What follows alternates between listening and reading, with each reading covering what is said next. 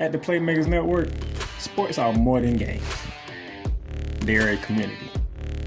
From basketball and college football to professional wrestling and Rams football, our shows keep fans informed, entertained, and connected. Watch live, listen on your favorite podcast platform, and join the conversation. The Playmakers Network. Sports, community, conversation. I feel blessed, that's evident. I'm the best I've ever been. Okay. So if they ask you how I feel, What's up? I'ma tell you I feel amazing. I feel blessed, that's evident. I'm the best I've ever been. Yeah. So if they ask you how I feel, What's up? I'ma tell you I feel amazing. I feel blessed, that's evident. I'm the best I've ever been. I am. So if they ask you how I feel, What's up? I'ma tell you I feel amazing. I feel blessed, that's evident. I'm the best I've ever been. That's right. So if they ask you how I feel, I'ma tell you I feel amazing.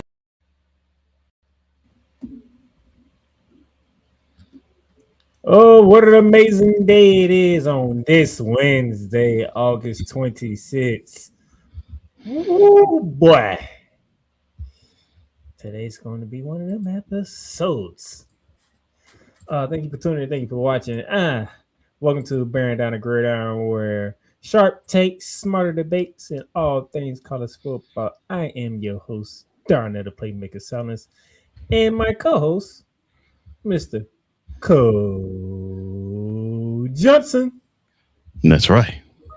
That's right. AKA the mad scientist, AKA the EP of all EPs in the house. Well, if this is your first time, thank you. If this is your first time this month, thank you. If it's your first time in a minute, thank you. And if you're watching on the Playmakers Network YouTube channel, we thank you. If you're watching on the Playmakers LinkedIn page, we thank you as well. If you are listening to us, not watching us on other venues, I'm getting to that one later, on venues such as Spotify, Apple Podcasts, Amazon Music, iHeartRadio, and other places where you can download podcasts, we thank you. You can listen to us live on the Real Wise Radio Network. Thank you, Wise El Jefe, for having us on your wonderful network. And of course, you know, my brother, we're going to get together entirely wise. And oh, by the way, you can also watch us live on the Playmakers Network Facebook page. Correct, Mundo. We have one more conference to preview. Should be a fun conference to talk about. The Big Ten. And then craziness started to happen.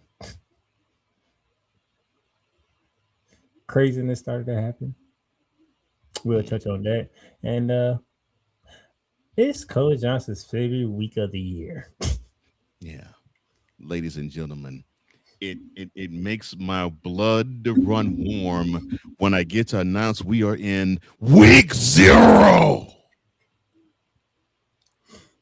Pointless. So the Bear Down Tour makes its return to Bearing Down the Gridiron. Week effing 0. What a crock of crap. Well, at least Week 0 did you this favor. You get to see the new game graphics that I created. Well, I'm happy about that, I think. So, but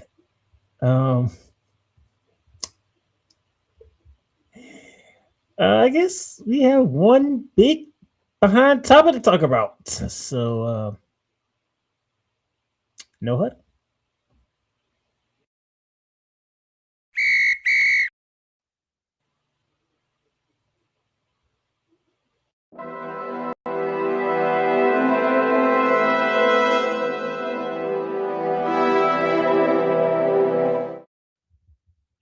Much better. Oh, I'm going to enjoy this. I'm even going to do the usual screen that we normally do because this is going to be interesting. Take it away, Mr. Johnson. Oh Lord, here we go. All right. So of course, there has been talk about eligibility, and it's been discussed over the course of time. But of course, now the debate is raging onward with, of course, the big two conferences weighing in. So at hand, if you are a college player, you decide to go and you declared to be a pro, you get drafted. If you don't get to play, you can't give up your eligibility to be in the NFL to go back to the NCAA. That is what Daquan Wright has been forced to understand. And it's unfortunate. He was waived by the Browns, the LSU former Ole Miss, and could you also say former LSU too tight end. He was waived by the Browns with the he retained an agent, which of course that's also a key element as to you can't go back to the NCAA. But he intends to join LSU if he clears waivers. Now, let's do the timeline, shall we? Back on August 18th, a court in Louisiana ordered grants for 2022 high school class, for the 2022 high school class, and an additional season of eligibility.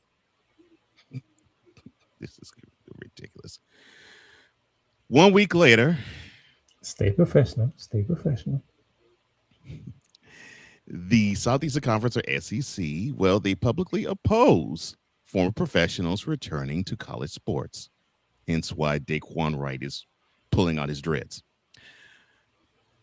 Along with the SEC flexing its muscles, you have the Big Ten that day saying that they're going to be the first big boy conference to literally ban players with pro experience from competing on the collegiate level again.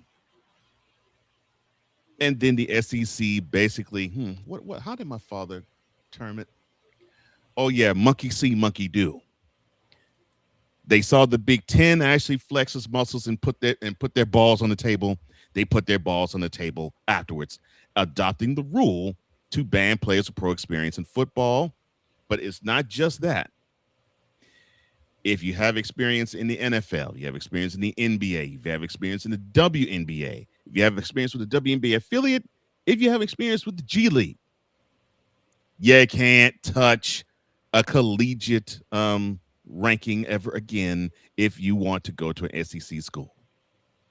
So that brings us to the question of this episode and the question of the day. Should an athlete who signs a professional contract ever, and I stress ever, be allowed to return to college sports? Here's the question again. Should an athlete who has already played in professional sports, just dipped his toe or her toe into the waters, ever come back to play in the collegiate ranks? Type your answer in the description box below. And if you haven't already, like this video, share this video, and subscribe to the Playmakers Network YouTube channel for all of every bit of programming, from Bearing Down the Gridiron to Shooting Lights Out to Monarchs of Wrestling to Ramley Talk and all points in between. Now, the Big Ten, they issued a statement about it, and here's what the statement says. Quote, the Big Ten Conference announced to Tuesday the unanimous adoption of a conference rule to prohibit football players who have signed a professional contract, were on a professional roster at any point, or declared for the NFL draft as an underclassman without withdrawing from maintaining eligibility for athletic competition at a conference institution. The conference also continues to evaluate potential rules restricting professional athletes in other sports from conference competition. Well, there's your answer from the Big Ten. Now, what about the SEC? Well, following meetings with the presidents, chancellors, and athletic directors of the conference, the SEC will enforce the following policy. An institution from the conference is not permitted to have an athlete on its roster who has, one, previously declared for the NFL, NBA, or WNBA draft and did not appropriately withdraw. Two, signed a contract with an NFL or other professional football league, the NBA/G League, or the WNBA, or Unrivaled, or any other affiliate, team, or organization, or 3, has been listed on an NFL, NBA, G League, WNBA, or any of its affiliates rosters. The commissioner is authorized to enforce this expectation with penalties against member institutions. Like, gives the motivation for these programs to not bring back a player who signed on the dotted line that he wants or she wants to be a professional. I think there's a button I need to push.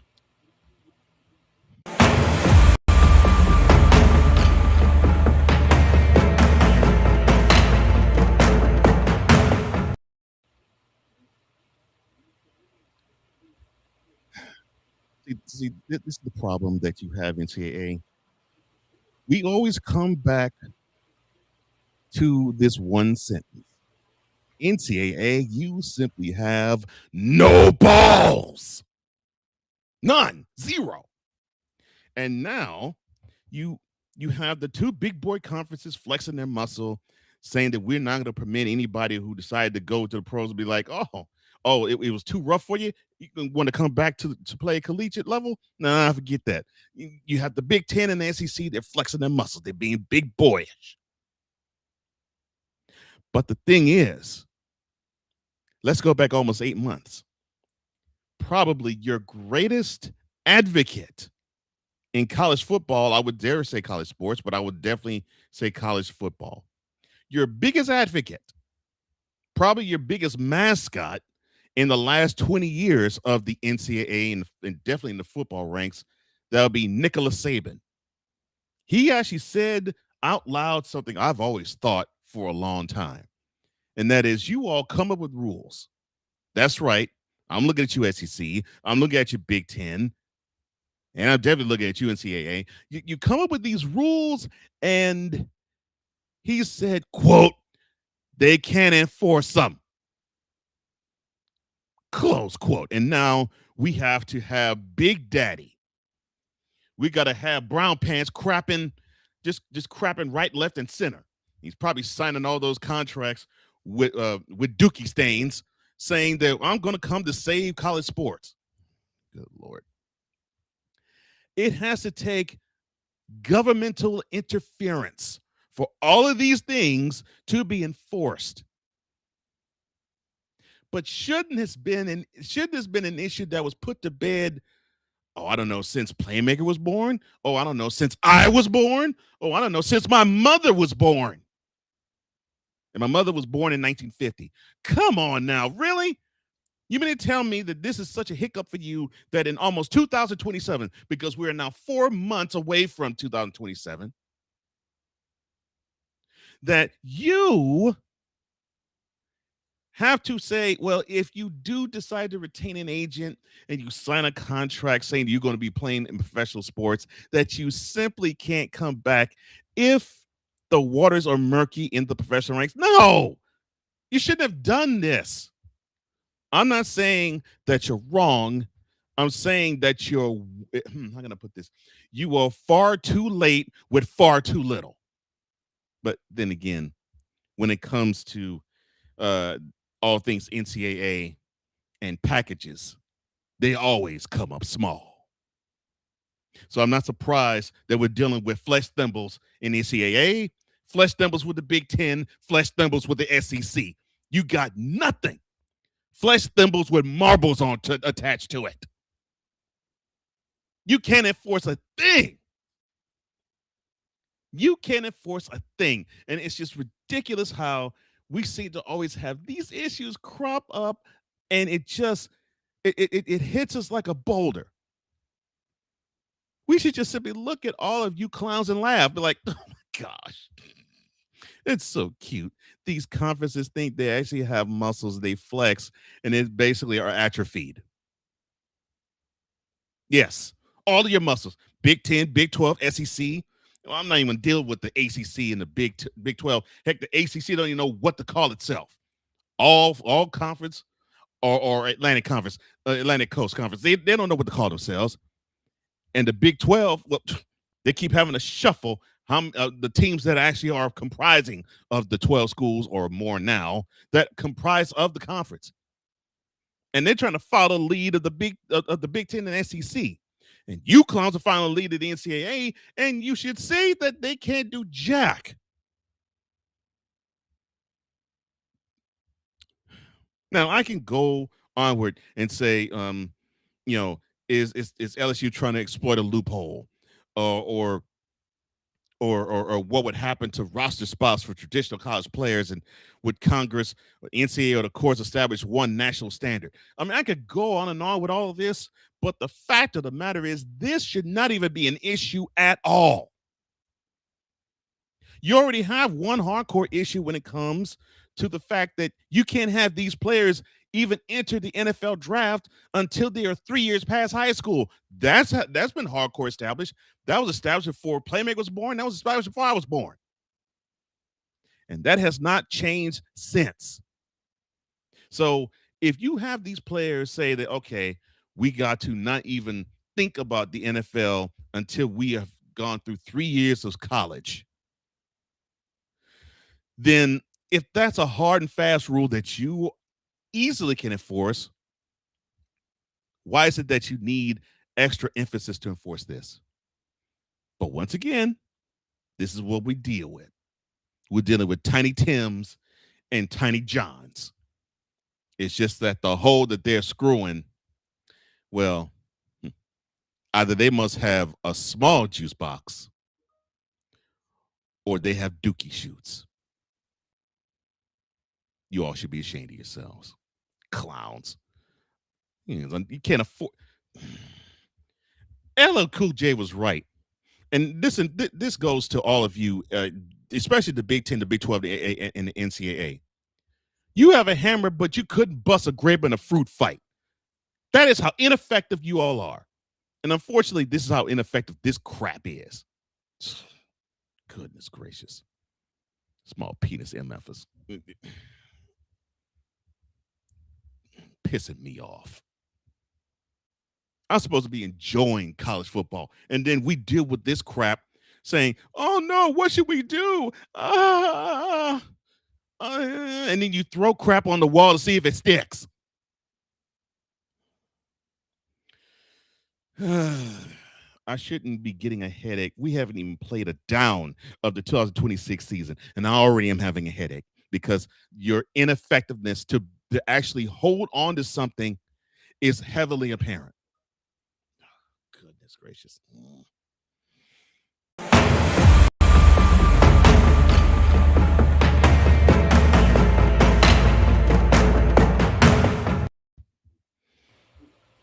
And then, surprisingly, we're not done.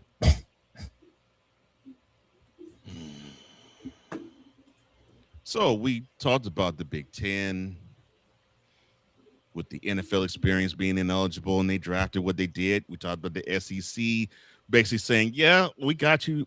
We see you, Big Ten. We'll raise you, not just football, but all sports. Well, how about the biggest sports entity in North America? What did they have to say? And that's right, the NFL. And if you challenge me on that, you'd be wrong. The NBA ain't big enough. Major League Baseball isn't big enough. NHL ain't big enough. And the NCAA definitely is not big enough. The straw which stirs the sports drink is the NFL. So per Adam Schefter, the league, talking about the NFL, they plan to inform teams with direction on the flux, which it pisses me off there's a flux at all, between college and the pros. Now, per Schefter, a player that goes back to college for the NFL this year will be prohibited from signing again with an NFL team in 2026. And the player signed to an NFL contract who is subsequently cut is a free agent. He may sign with another NFL team or the CFL or return to college. A player that returns, though, is considered a free agent and will not be subject to a future draft. So the NFL joined the party. I don't even fault the NFL, but this just goes to show how I'm serious. This goes to show how small the package the NCAA is. They have no balls, man. The NFL can swing the hammer and you get knocked the F out. But that's what college football has to rely on. They got to rely on the NFL and Washington D.C. Speaking of that, the ACC. This is from Pete Thamel. This was earlier today. The ACC athletic directors met today, and there's momentum for the ACC to join the Big Ten and ACC and banning NFL players per ESPN sources. Still, a few more steps, including the ACC board of approval. There's momentum that the ACC will join those leagues. The goal for the ACC board to meet in the next 24 hours. Mm-hmm. And speaking of the Big Ten, we have Big Ten news. This came down about 15 minutes ago when you was cooking Flaming Free on NCAA. Mm-hmm. The Big Ten announced a 5-year contract extension for Commissioner Tony Petita today. His deal was unanimously approved and will take him through June of 2033. Mm-hmm.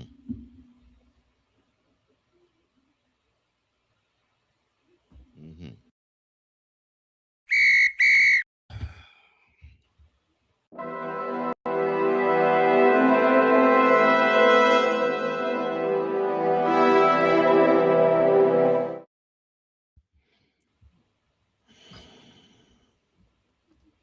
I knew I ain't have to say nothing.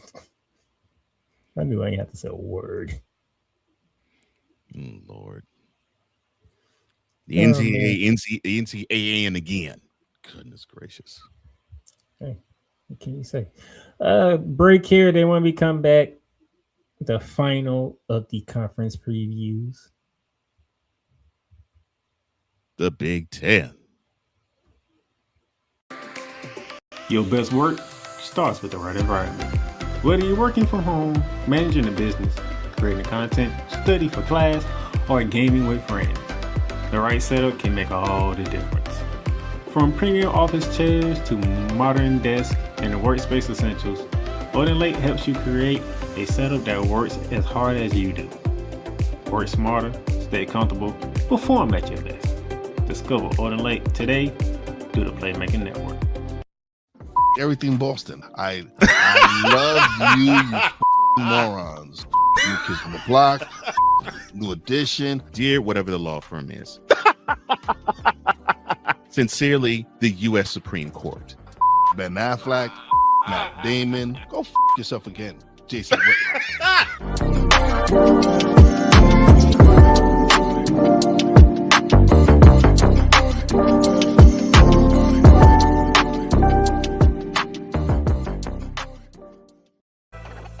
No matter what you are watching, one thing stays the same. You gotta represent your team the right way. Whether it's jerseys, hats, or hoodies, what you wear is part of the experience. If you're looking to upgrade your gear or getting ready for the next game, we got you covered. Hit the link in the description and shop officials licensed gear through Fanatics. Every team, every league, every fan. Don't just watch the game, represent it. Hey, Eagles fan. Join my man Cool McCain and a host of others as they break down every single game, every single week in an objective manner, and also from a fan's perspective as well. Remember, this cast feels just like you. Nobody likes you. And you don't care. Fly, Eagles, fly.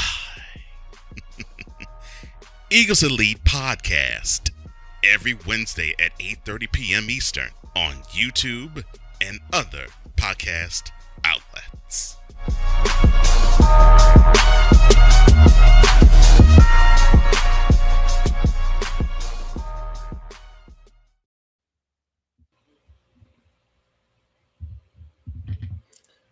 Welcome back, ladies and gentlemen, to Bearing Down the Gridiron here. And it's say shit back, and you're getting ready for college football. Shop at Fanatics. Mhm. Yes.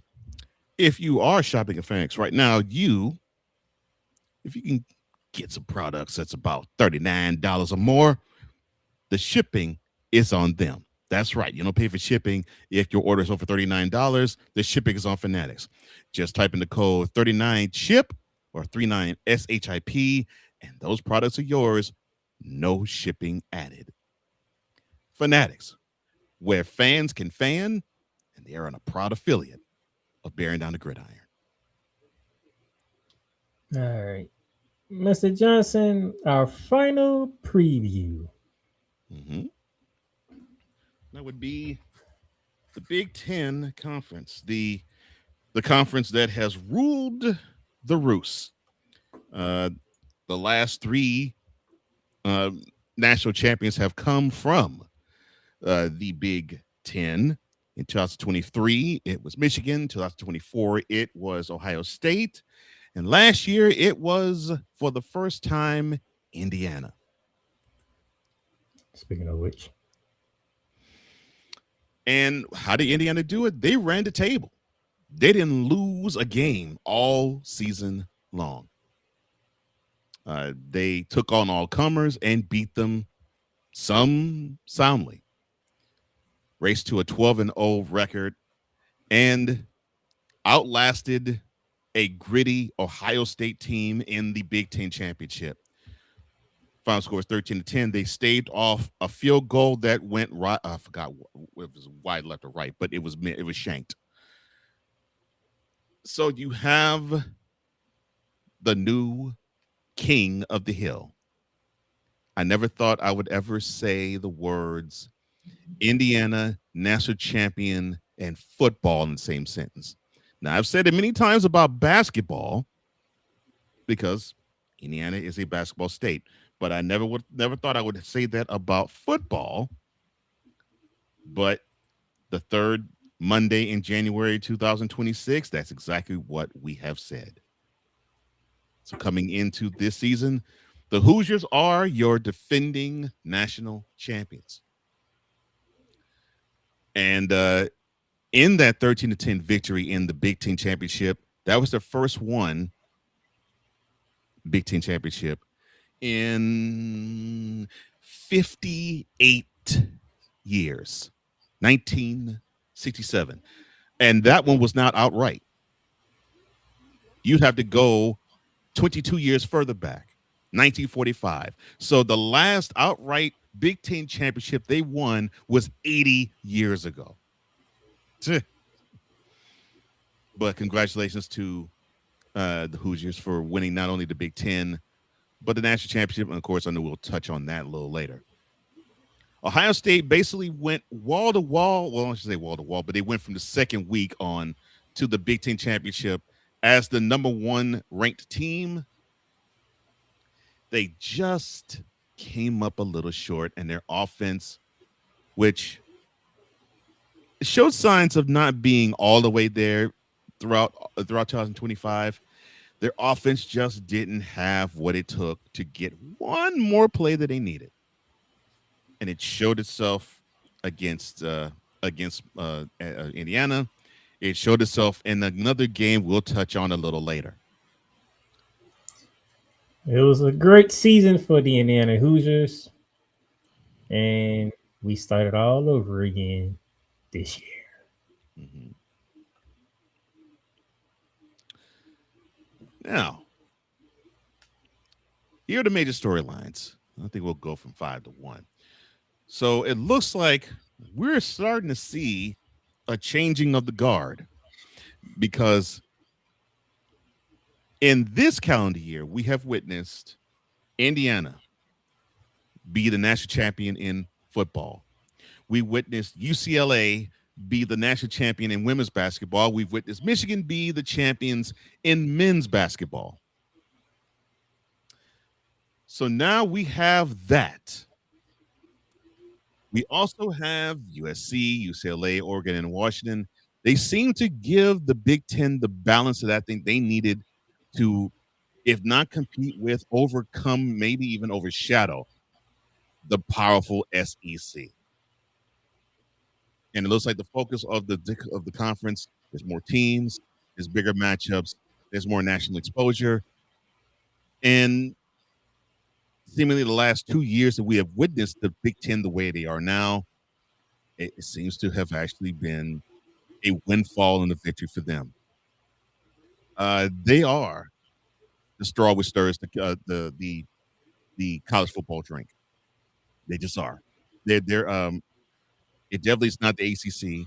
It is definitely not the Big 12, and they have supplanted the SEC being the big dogs in college football. Now the SEC still has a lot of big boy to flex because they have been the standard bearers for, I would say, the last 25 years before the Big Ten took over. But right now, it's the Big Ten's world, and everybody is just living in it in college football. Now, we're seeing several programs roll out new signal callers. Of course, with new leaders come with new systems, and with new systems, it comes in a big conference such as the Big Ten. It comes with high expectations for all of these offenses.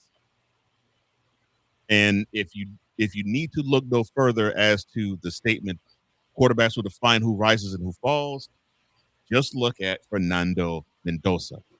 No one had him on their bingo card when we started the 2025 season, and he was the runaway winner of the Heisman Trophy come December. And if it wasn't for him, Indiana would probably have lost a couple of those games, and they would not have sniffed the national championship, or even the Big Ten championship. But his quarterback play was key in key moments, and that has to spell good fortune for any of these programs that does have a strong arm, smart-minded signal caller. Now, the three biggest programs right now that's running in the Big Ten. Let's start with, unfortunately, the program that I think the distant third, and that's Oregon. They reached the semifinals in year 2 of the Big Ten. Unfortunately, they had to meet their demise hard at the hands of eventual champion and conference, can't say rival, but conference opponent Indiana. Dante Moore, he leads an explosive offense with a high expectations nationwide. Now, their hiccup and their kryptonite was that team in crimson and white. Can they take the next step and actually win it all? That's Oregon. Probably the number 2 team in the Big Ten, at least as of last year, that would be Ohio State. Now, we mentioned earlier. So you have Ohio State. That's the second biggest headline in the Big Ten. Who is ranked number 1 in the AP poll, and then your number 2 team in the AP poll is the third biggest team in the Big Ten, and that's Oregon. But yes, we covered earlier that they fell short in the Big Ten championship game to Indiana. They replaced key playmakers on offense and defense, but you already know the game. It is not always easy, and it doesn't always work. But Ohio State is accustomed to reloading and not rebuilding. So you have Ryan Day, who got the monkey off his back. He got the national championship in Ohio State, although you still have people in Columbus still pissed off at him for even in that season losing to Michigan. But he got the monkey off his back of winning a national championship in 2024. He and the Buckeyes are hungry to get back on top. And as Playmaker noted, right now, they are ranked number 1 in college football. Now, will that stick? This is now the last full week in August. Will that stick all the way through the regular season to the Big Ten championship and then the playoffs after that? We shall see. And then we turn our attention to the number 1 team last year in the Big Ten. That would be Indiana. Now, the regular season, they went 12-0. They went a perfect 4-0 in the playoffs. And they, as we mentioned, they won their first Big Ten championship in almost 60 years. And they won their first outright one in 80. And they look like they might be actually the possible team to beat this year. Possible. Now, can Coach of the Year of last year, Kurt Signetti, can he reload with this program? And that is the biggest issue for the Hoosiers coming into this year. Can they be like the big boys? Can they be like Oregon and Michigan and Ohio State and in times before USC and in times way back UCLA, where you had recruits coming in by the boatload year after year after year after year? Do players want to go to Bloomington? That is what Mr. Signetti has to find out. And he will with this crop this year. Now, those are the major storylines. How about the outlook? Now, let's start with the teams that are under pressure. And we'll start with our favorite Big Ten program. We'll start with our boy Snowman's favorite Big Ten program. That'd be Northwestern. Now, they finished last year at 4-8. They continue to struggle. They have to find answers quickly. But here's the good news. They're going to be playing in a new stadium. Yay. I mean, it's beautiful. It's near the campus. It overlooks Lake Michigan. It's going to be beautiful. It's Northwestern. Now, why you have to use Snowman on Snowman? Anyway. Look, Snowman love you, but it's Northwestern. Yeah, it's a little tough sledding, especially how deep the talent the Big Ten is now. From Northwestern, hey, let's roll your boats. So that's Northwestern. How about Minnesota? Now the Gophers, they were 6 up and 6 down last year.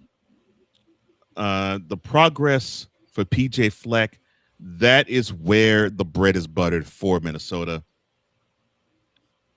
They just got to be more consistent. Doesn't sound like a lot of. So it don't sound like a lot of people is rolling their boats. Mm. And that really is the thing for the Golden Gophers. They got to show that 1 week they can play with the best, and not show next week they can simply lose to those that they don't belong to lose to, or they dominate those that they can, and then they go to the big boys and show no fight. They got to be more consistent, and hopefully they can. Then we get to Nebraska, who I would say was one of the biggest disappointments in the Big Ten last year. 6-6. And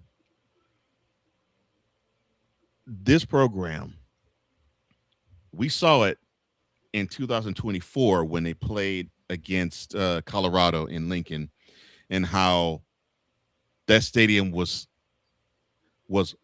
raucous because they were feeling that the Cornhuskers were turning the corner, and they were going to return to the luster and the lore that they established way back when Tom Osborne was the head coach of the team, and when they went back-to-back national championships in the mid-90s. They had that feel, and they thought, okay, we're turning the corner, and then they had disappointing L's after disappointing L's in 2024. Then they had more disappointing L's last year.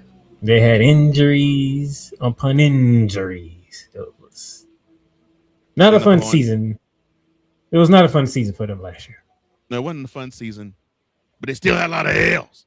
And I think the most embarrassing L was the one they took at home to Michigan, where the Wolverines decided to run, if I'm not mistaken, over 300 yards on the ground against them. So the Cornhuskers got to do more. Yeah, they had to stop the run. That's all you had to do, stop the run. Yeah. Okay, stop the run. Yeah. That's what the corner hustlers have to do. They have to be willing to take that next step. They can't just assume they roll their helmets with the white and they roll their white helmets with the red end and the red stripe down the middle, and we get dubs. No, you got to do more than that. And yes, Matt Rule, that seat is hot. That seat is hot, son. Hot fire! Yeah, you got to produce. And then there's Michigan State, and I would put them under Nebraska for disappointment last year. 5-7.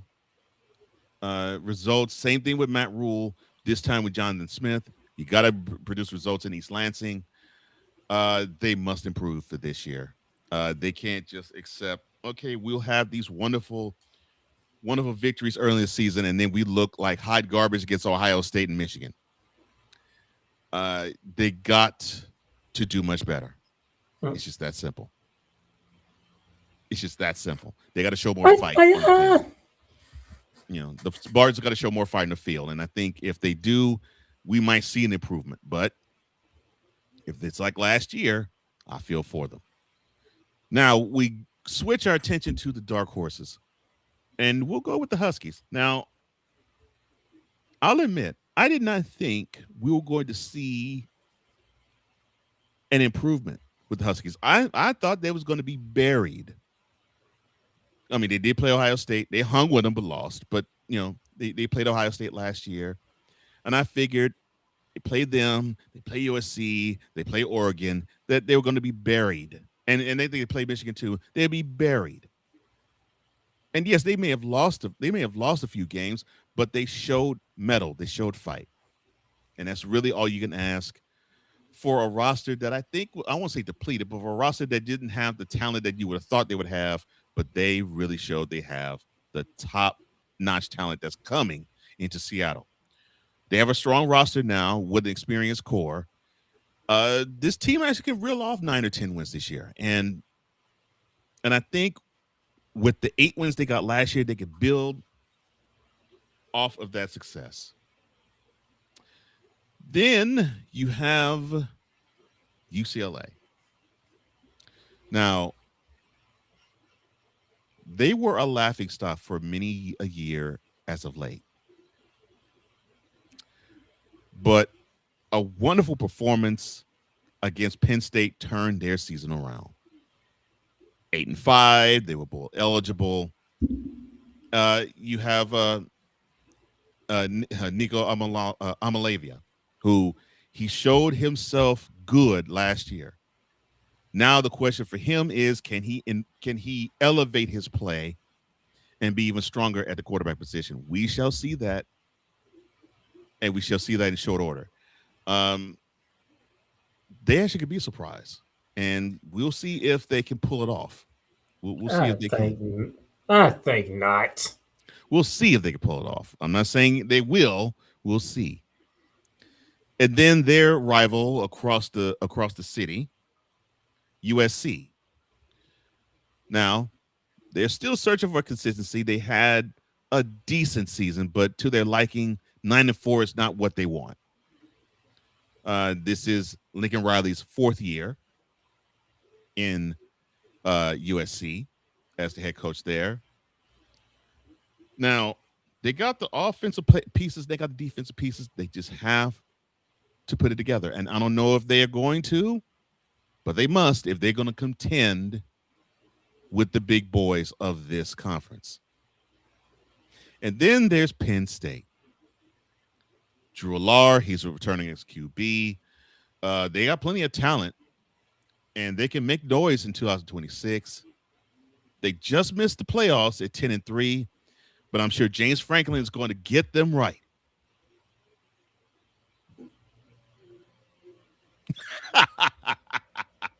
No, kiddies, he got fired last year. He's now in Virginia Tech. But why you gotta be an a-hole? What? Why? I didn't say out the door he said that Ohio State was the best sex he ever had. I didn't say that. Now that would put me in a-hole category. But he just did.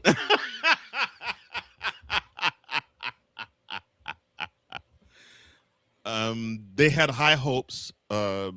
Did Penn State last year? They were ranked in the top 10, and unfortunately, they took monumental L's. One to Oregon, one to UCLA, and then of course the big L that took them out of the CFP altogether, the L to Ohio State. Northwestern.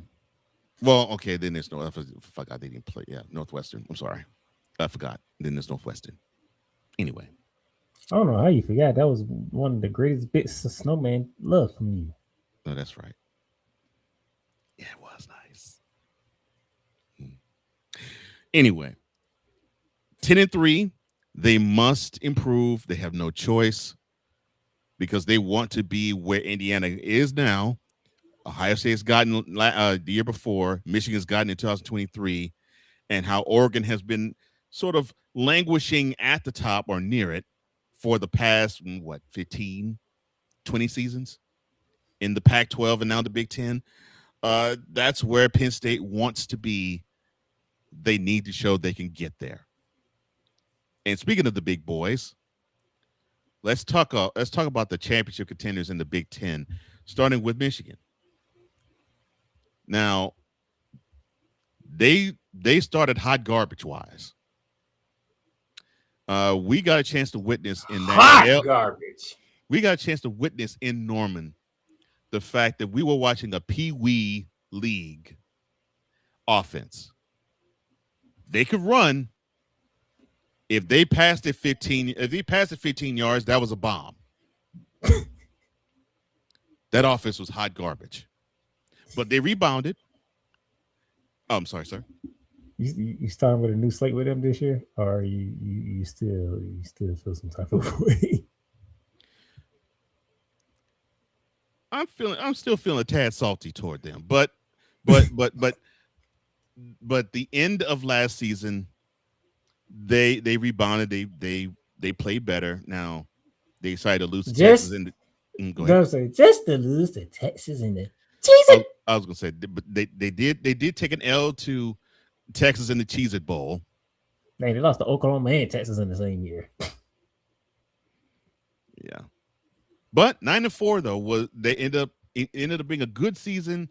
Of course, not a great season because one of the things they did not do was beat Ohio State, and of course that makes that season a total failure for them.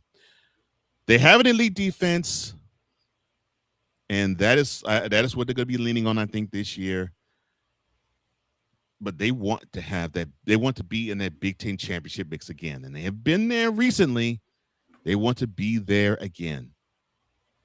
Then they're the Ducks.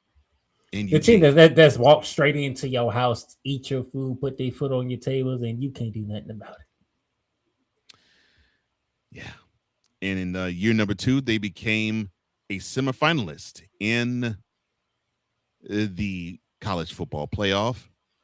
That offense, explosive. They got leadership that can help them get to a national championship, not just a Big Ten championship, a national championship. So, of course, the expectation they had last year remains this year. It is high. Now, last year, their problem was they ran into a team that just simply had their number. Twice. Now, can they turn the tide and actually have no team rule over them? We shall see there. However, they got the talent to be at or near the top 5 all year long. And they're currently ranked number 2. But we shall see if they can overcome the kryptonite that was Indiana last year. Then you have Ohio State. They finished 12-2 overall. The big loss, of course, for them was the Big Ten title game. And then, even though they bring the physicality was brought to them when they got bounced in the playoffs by Miami. They have a loaded roster. They have elite talent, definitely on the defensive end. There's not even a question there. This program reloads, and I think they feel as though they have reloaded yet again. And it's basically a Big Ten title and a national championship, and definitely a W in the Big House. Oh no, I'm sorry. in the horseshoe this year against Michigan or bust. And then you have right now the measuring stick. Indiana, although they're ranked number 6 right now, they are the reigning defending Big Ten champions and the reigning defending national champions. There's key talent that's returning on both sides of the ball. They now have built a winning culture in Bloomington because they had the national championship last year. They actually did pretty well the year before. They got into the playoffs, but unfortunately they could not muster much against Notre Dame, who was just a little bit better than they were. So they have built on some success. Now they are national champions. The only issue I see them having is they don't have Fernando Mendoza at quarterback. And that No Fernando Mendoza. And that might quarterback. Yeah, so that might set them back. They don't have the reigning defending Heisman Trophy winner, so that might set them back. And from the pollsters, that was an indicator to them that you're not what you were last year. You got to prove it this year. Sometimes it's not even about the jerseys. It's the hat that sets it off. Snapbacks, fitties, truckers, whatever your style is, that's how you rep your team every day. If you're looking to upgrade your collection or find your next go-to cap, we got you covered. Hit the link in the description and shop the latest styles right now through Lids. Every team, every style, every day. Top off your fit the right way. Join Ryan McCarthy I became a Jets fan because Kermit the Frog was my favorite Muppet because he was green, and the Jets wore green. That's how I became a Jets fan. and Dustin Henry ESPN is cashing all in on let's pay a few personalities and we'll just kind of fill in the gaps. as they walk you through all of the world of sports from their perspective. The Albany Empire, it's a literal circus. No credentials required. Where, Ryan, say the tag. Where you don't need a press pass to talk sports. Every Monday at 8 p.m. Eastern, 7 p.m. Central. On YouTube and where you can find all podcasts.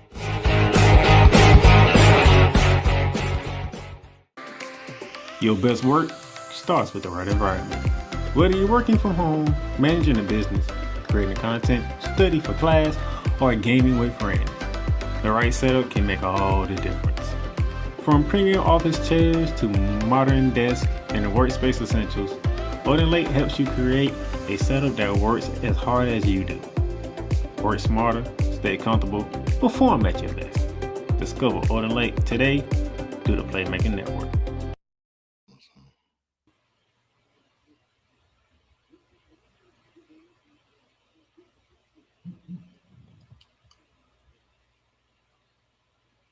There we go. No, thank you. Now you see what Playmaker has on his head. Yeah, you can have one of those too.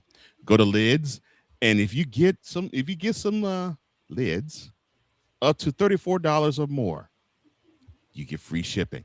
Use the code LIDS34. That's LIDS 34.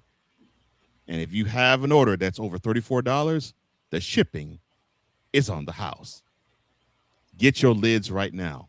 Lids is a proud affiliate of Bearing Down the Gridiron.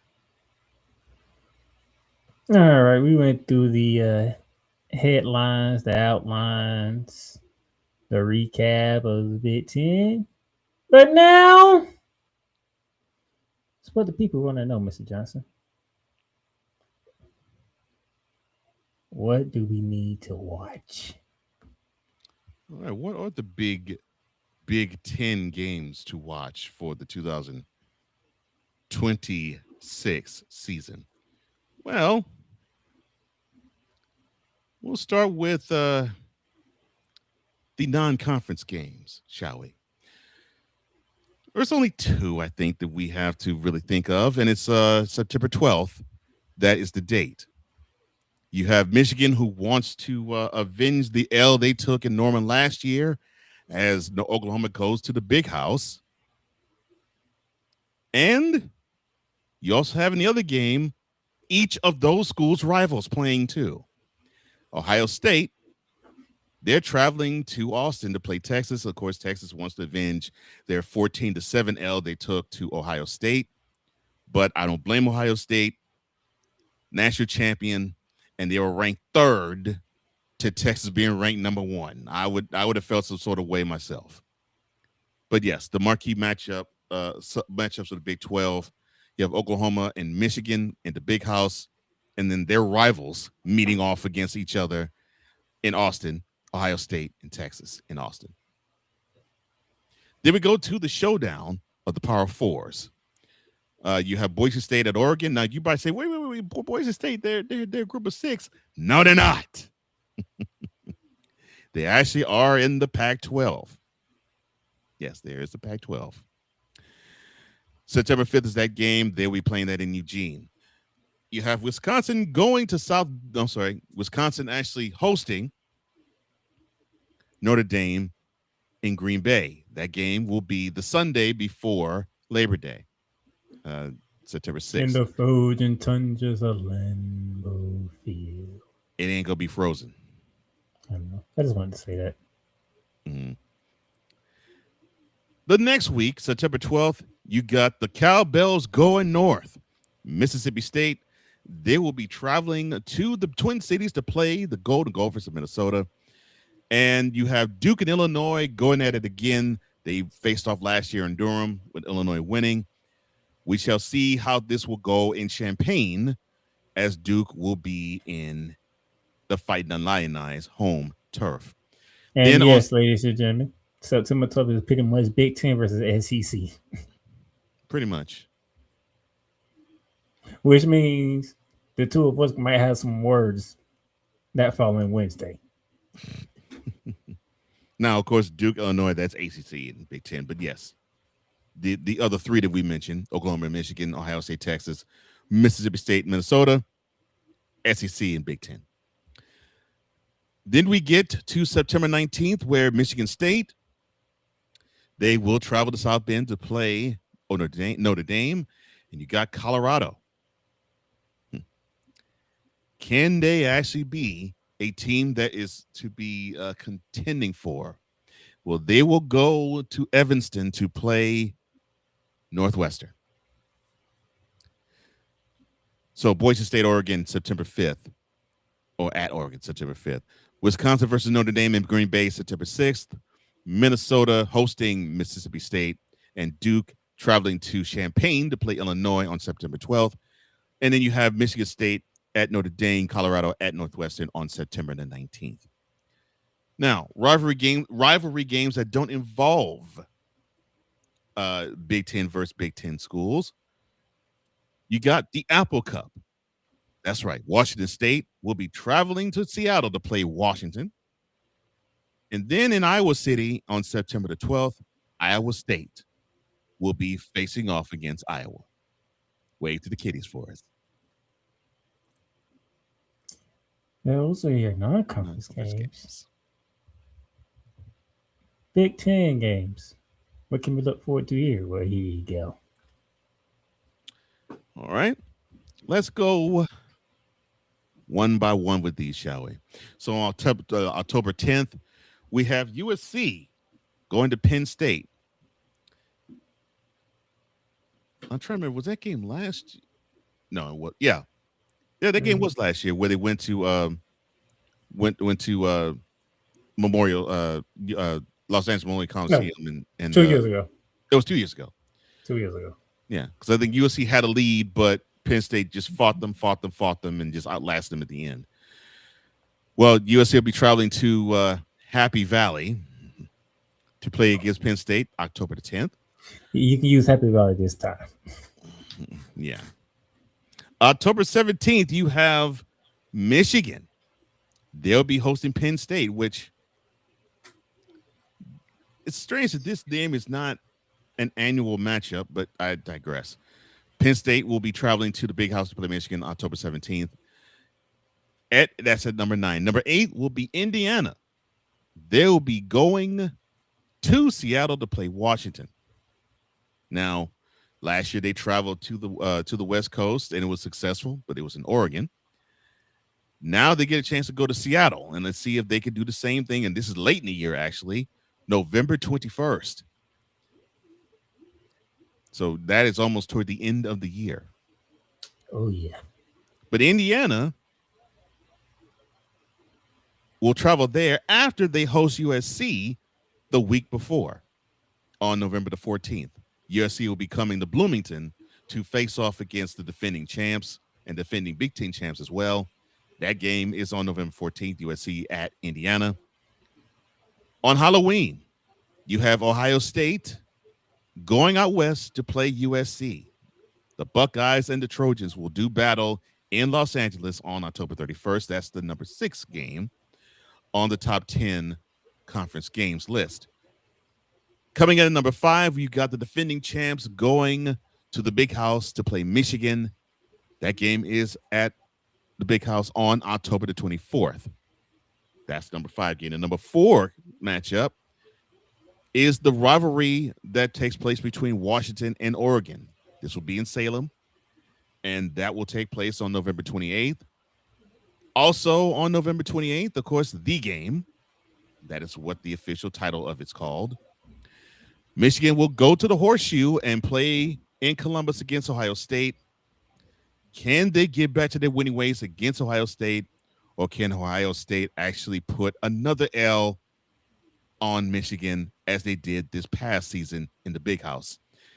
That contest will be, as it always takes place, the 4th Saturday in the month of November, November 28th. That's the number 3 matchup in the top 10 conference games list for the Big Ten. Number 2 is Ohio State and Indiana. Yes, they will rematch in the Big Ten championship.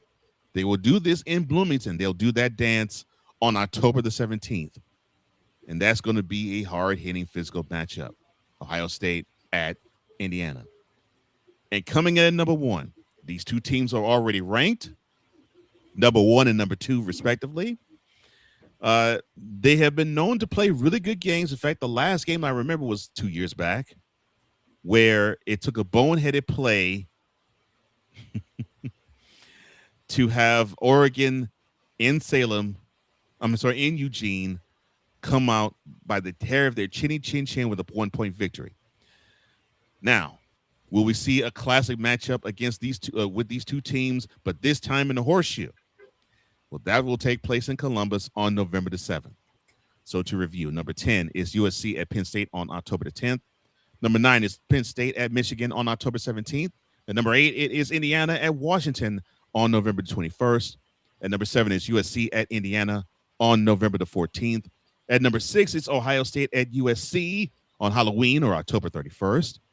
At number 5, it is Indiana and Michigan on October 24th. At number 4, it is Washington and Oregon. They will renew rivalries there on November 28th, as will the number 3 game between Michigan and Ohio State, also on November 28th. At number 2, it is Ohio State at Indiana, the rematch of the Big Ten Championship. That will take place on October 17th. And number 1 is number 1 hosting number 2 at current, Oregon at Ohio State. That will be in Columbus on November the 7th. No Egyptians this week? Actually, I'm surprised that you have Michigan and Ohio State in number 3. Pleasantly surprised, because I was thinking there's a couple of matches I would want to see more than those two. And actually, that's the rivalry of the Big Ten. I know it's the big time. I know it's the biggest rivalry of the Big Ten. I know that, but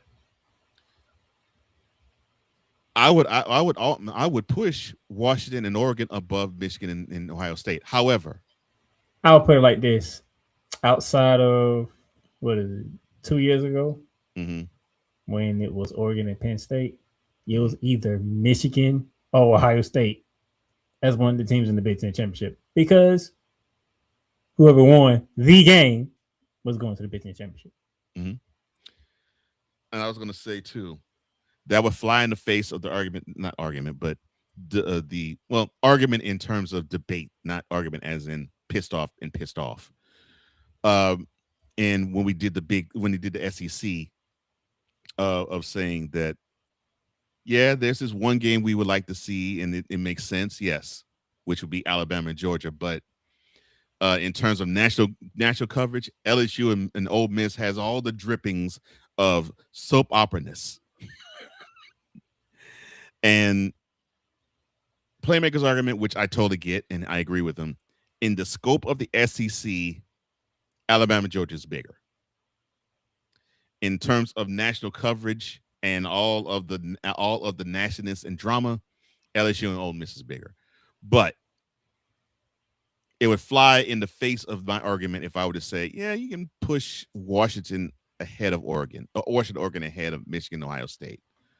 But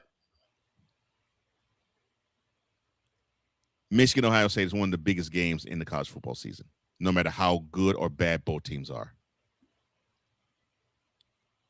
And I agree. It is the marquee matchup of the Big Ten, period, no matter who's playing and when. But yes, I'm more interested in seeing Oregon and Ohio State, more interested to see Ohio State and Indiana. And I am more interested in seeing Washington and Oregon as well. And slightly more interested to see Indiana and Michigan than I am Michigan and Ohio State. But I don't really have a hardcore objection to your list. By the way, Snowman approved my game picks. So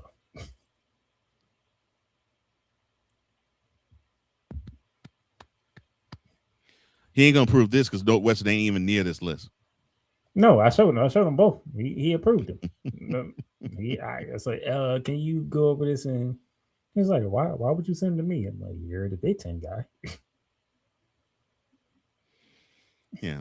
No, I don't have any objections. Like I said, my personal feel is I want to see Washington, Oregon, and Indiana, Michigan more than Michigan, Ohio State. However, if I were to take myself out of the equation, this list makes sense. There you go. Those are the top 10 games going into the Big Ten schedule, which leaves who wins the Big Ten? This is 3 years in a row. Mm-hmm. That you chose Oregon and I've chosen Ohio State? This is 3 years in a row. And only one of us got it right. Mm-hmm. Well, neither one of us got it right last year, but I chose Ohio State because I love their defense. If they can bring that physicality again, I don't think there's an answer that any Big Ten team can bring. And to me, that's the best unit in all of the Big Ten, the Ohio State defense. If I see a unit that's better than them, then yeah, I could see them be usurped. And last year we saw that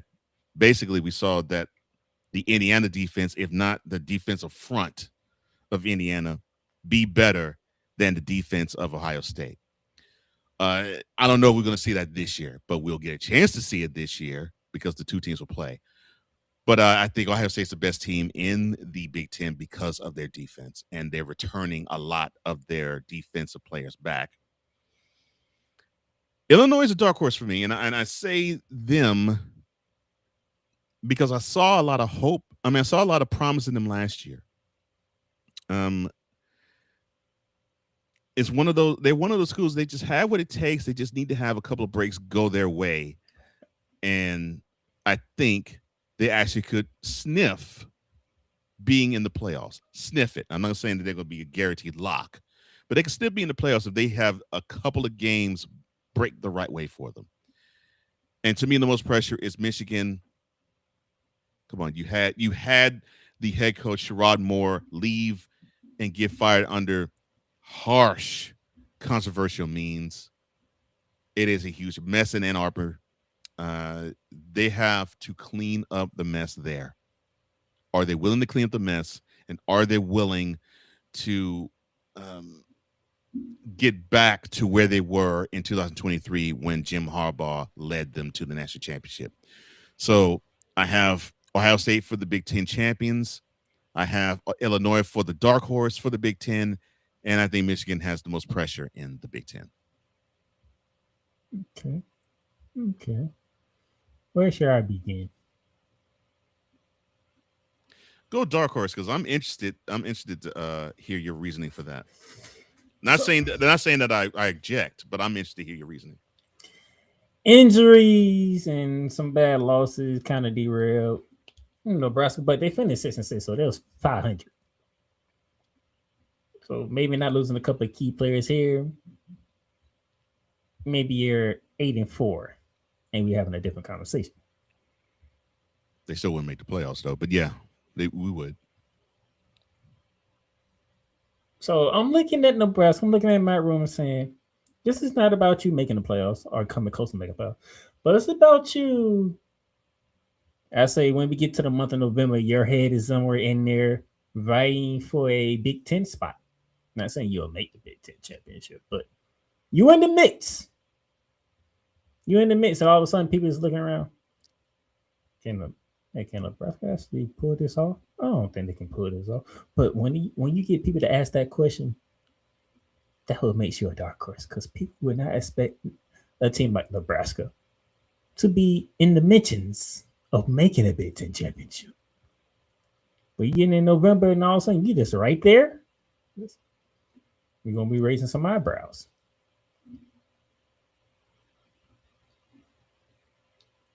So that's why I'm going with my dark horse, Nebraska. Not a bad choice. Not a bad choice at all, actually. Knowing you probably want Oregon to go next because you really want to hear about why USC is the most pressure. Yeah, why you putting USC on the hot seat? But yes, Oregon. So year one, you walked straight into the Big Ten and you took the Big Ten. That's right at the gate. Oh, new conference? Haha, mine.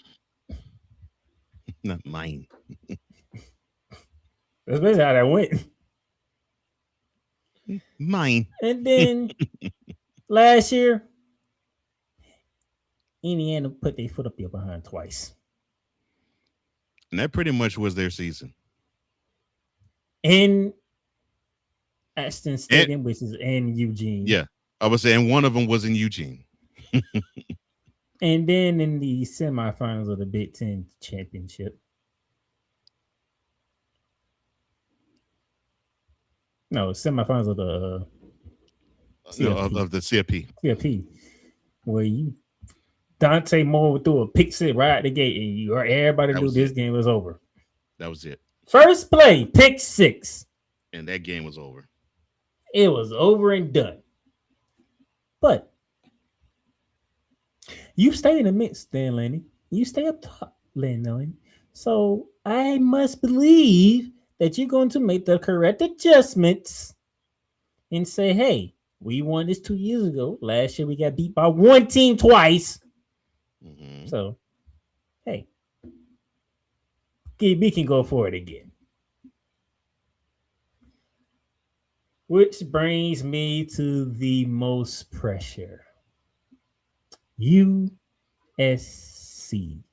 University of Southern California. Why USC, Playmaker? What year this is for Lincoln Riley? You're number 4, isn't it? Year 4. Mr. Johnson, what is my coaching philosophy now that he's in year 4? You normally give a coach, you do it of all rank, you do it in all levels, but you definitely rely on this philosophy in college. You give a head coach 3 years to establish his program or her program. This is year 4, Dan Laney. Not Dan Laney, but Lincoln Riley. Year 4. Dan Laney probably in year 4 too. Now that I think about it. Yeah. Year 4. And you are at USC. Yeah, they expect national championships. Forget Big Ten titles. How can I not put you on a hot seat? How can I not pick you to be the most pressured team, even though you is in your 3rd year in the Big Ten? Because it is USC.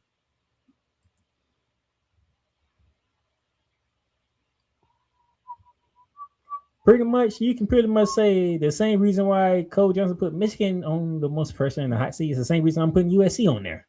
Pretty much. Yeah. Lincoln Riley, it's time to put up a shut up time in Southern California. We do this a lot. We always say that the Clippers are the little brothers to the Lakers. The Angels are the little brothers to the Dodgers. The Chargers are the little brothers to the Rams. We can do that with college football too. UCLA is the little brothers to USC.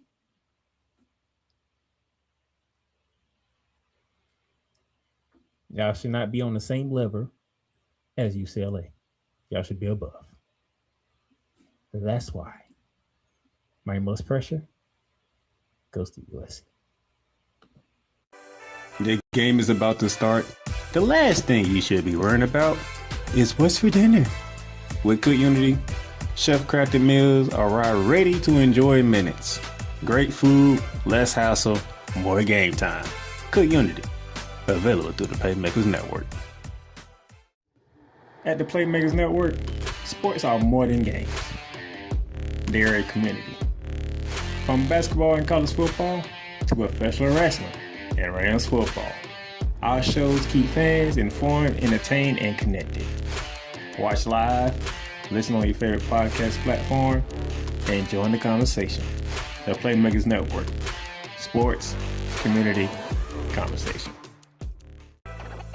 No matter what you are watching, one thing stays the same. You gotta represent your team the right way. Whether it's jerseys, hats, or hoodies, what you wear is part of the experience. If you're looking to upgrade your gear or getting ready for the next game, we got you covered.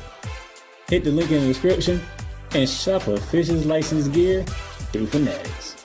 Every team, every league, every fan. Don't just watch the game, represent it. Whether it's the men's college game, The way that this season has been going, anything is possible. the women's college game, Ranked 11, by the way.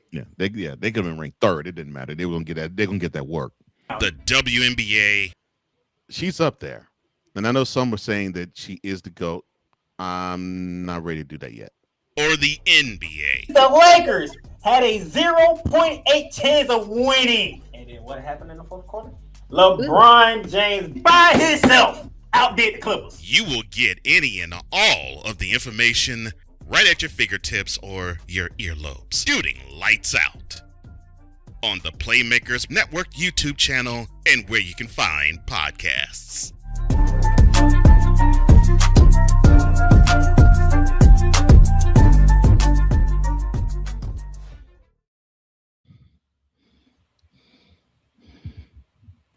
I don't care. They could have been ranked third. They was gonna get that work. Mm-hmm. This is like, you don't care. Y'all gonna get whooped anyway. Mm-hmm. Oh man. One more time with the Fanatics. Yeah. If you go to Fanatics and you go a shopping, if you get things $39 and above, the shipping cost is on the house. Go to Fanatics right now. If you accrue a lot of stuff that's $39 and above, the shipping is free. Go to Fanatics and type the code 39SHIP. That's 39 SHIP 39SHIP, and you will have free shipping on any order in the US over $39. Fanatics, where fans can fan. They are a proud affiliate of Bearing Down the Gridiron. All right, one more thing to do, and for the first time in season 5, we have a tour.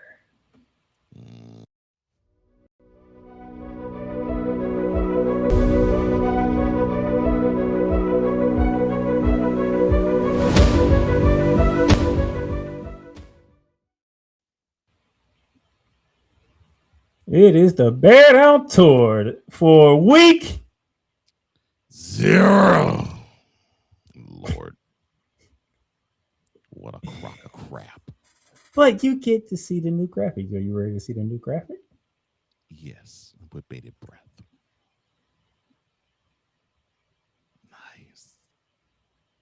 Oh, those for week 0. Good Lord. So, yes, we have the ACC going up against the Big 12. North Carolina, they're going to Fort Worth to play TCU. No, they're not. Those two dummies of schools are going across the pond, and they're playing this game in Ireland. Kickoff is at noon. All times are listed are Eastern. This game will be taking place this Saturday. ESPN will be carrying the coverage of that one. And then you have the Big Ten about the smack of Mountain West team. San Jose State, they took the $10 million check to get smacked and walloped by USC. 10 million? Jeez. Yeah, we'll take 10 million. We'll take 10 million so we can get Molly Wop. San Jose State. I might take 10 million to get Molly Wop. San Jose State traveling to LA to play the USC Trojans. 3 p.m. is the kickoff. And it's on national television. National television. It is on national television, yeah. It'll be noon local time in LA. Also, this game is Saturday, taking place in the venerable landmark that is the LA Memorial Coliseum. And you heard my partner. NBC will be carrying that game. Good check, Jose. Good check. Mm-hmm. Good check. And yes, shout out to USC trying to get to the big boys that ranked 14th. My co-host, he hates week 0, but he also hates something else. I hate this even worse. Not North Carolina State going up against Virginia in Charlottesville. I don't hate that. I don't hate the fact they're playing this game. I hate the fact they're playing this game and the winner don't get anything. No benefit of them playing this game. Why? In other words, when North Carolina State travels to Charlottesville and Scott State to take on the Virginia Cavaliers, 3:30 p.m. on ESPN, it'll be as simply somebody's going to be 1-0, the other one's going to be 0-1, and there's no ACC record of it. It doesn't count in their conference standings. What a crock of crap. This is why week 0 does not matter. You're playing this game. You're playing a conference opponent, and it doesn't matter. Why? Oh man, I love it. This is why I'm pissed off about week 0. Lord have mercy. So again, North Carolina State Wolfpack, Virginia Cavaliers, Scott Stadium in Charlottesville, Virginia, 3:30 p.m. ESPN. And it don't count. Also, you have an ACC team for the state. They're hosting New Mexico State as they come into Doak Campbell in Tallahassee. This will be a kickoff time of 7 p.m. on Saturday. The CW will be carrying this game. And can the Seminoles lick their wounds and rebound from the precipitous drop in their standings like a pair of 80-year-old woman's breasts? I guess we'll get a good glimpse of finding that out this Saturday. New Mexico State going to Tallahassee to play Florida State. And that's why this game is on CW. Nobody cares. That's right. On the CW. Nobody cares.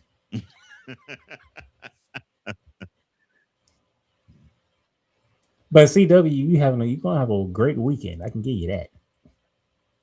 They say, hey, we'll do football Saturday and we'll do wrestling Sunday. I was about to say that Heat Wave must be being televised on CW. Okay. Yeah. That's a very smart move, though. Very smart move by CW, by the way. Mm-hmm. Premium live events, on broadcast television. Who would ever thought? I know. And then finally, not a Power 4 game. But a game nonetheless. At 10 p.m., 7 p.m. in Las Vegas for the kickoff there on Saturday, you have Memphis, an All-American Conference team, traveling out west to play the hometown UNLV Running Rebs of the Mountain West. Fox will be carrying that in that game. Memphis versus in UNLV, you might as well say it's at UNLV because it's in their city. Allegiant Stadium will be carrying that game 10 p.m. Eastern for the kickoff, 7 p.m. local time. All-American Conference versus the Mountain West. Fox will be carrying that one. And that's your tour.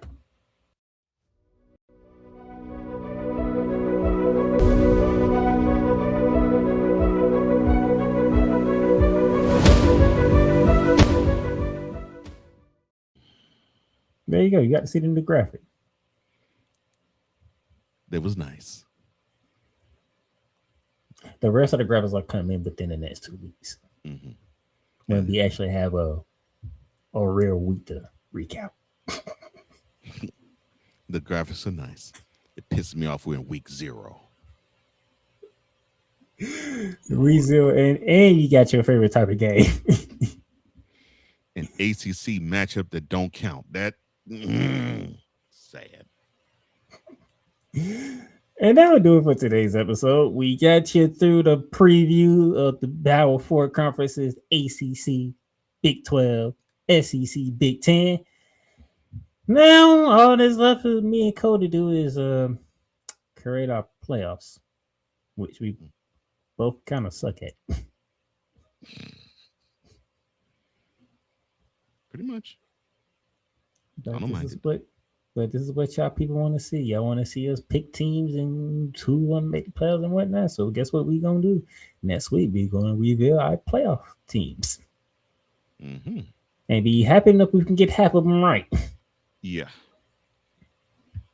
Right. And then we get to preview the opening week of the college football season. Yeah, good. When you get to see some more new graphics for this season. In games that actually count. Thank the Lord. So, with that being said, Mr. Johnson, any final words? Well, it's great that we are now on the precipice of, to me, the best time of the sports year. I love when football kicks off, and it's a sign of good things to come. It comes to my favorite time of the year, which to me is fall. So, I'm happy about that.